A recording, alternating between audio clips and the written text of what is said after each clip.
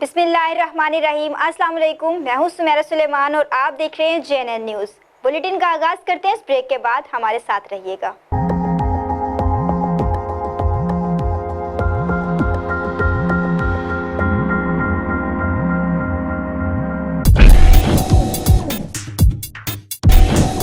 City hotel, कचहरी road, Khanpur.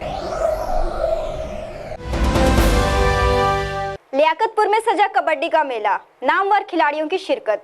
Liaquatpur मेजबान team ने मैच जीत लिया। मजीद जानते हैं अबू हुरैरा अलवी की इस रिपोर्ट में। लियाकतपुर के चक 19 आबासिया टाउन में सजा कबड्डी का शानदार मेला, जिसमें इंटरनेशनल खिलाड़ियों मुजम्मिल बूटा, शकील जट समेत मुल्क के दीगर नामवर खिलाड़ियों ने शिरकत की। लियाकतपुर और यजमान के माबैन एक मैच खेला गया। मैच के मेहमान खुसूसी राजा मोहम्मद सलीम, जिली जनरल सेक्रेटरी पाकिस्तान तहरीक-ए-इंसाफ रहीम यार खान थे।